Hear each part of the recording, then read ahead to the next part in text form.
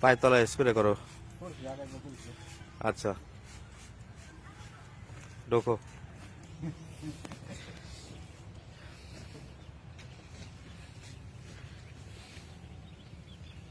এই হলো paper brooding, তাই তো?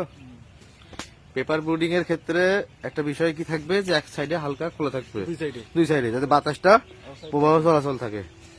এ বাচ্চা আসছে কবে? গতকালকে, গত রাতে। একটা বুডারের মধ্যে কতগুলো বাচ্চা দিছে? মানে ওই যে হিট নেওয়ার জন্য সব এক জায়গায় বসে গেছে ওরা। একটা বুডারে কত বাচ্চা দিয়ে আছে? ওই ওই পাশের পেপার গুলো একটু চাপাই দাও। একটা ফাঁকটা বেশি হয়ে গেছে জায়গা হিসেবে। মুরগি হিট সোর্সের নিচে জ্বর হচ্ছে, এরকম দেখা যাচ্ছে কেন? দেখি ইয়ে করেন তো, সরান তো ইয়ে পেপার।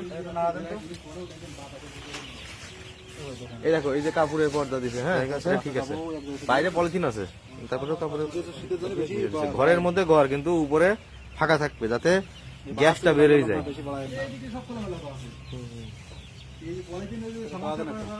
এই যে যা আছে না, এই চারিপাশে রেখে এইটা যে রেখে এইটাই সমস্যা করে।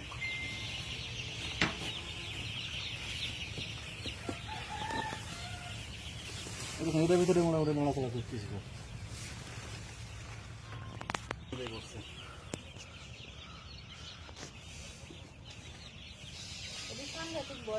কতগুলো পানির পাত্র দেওয়া আছে?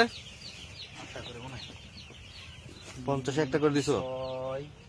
6 9 12 13টা 7টা 6টা 7টা 6টা, তাই তো? মানে আমি স্যার ওইভাবে ভাবছি না, আমি 1 বিঘা অন্তর একটা করে বলবো আমার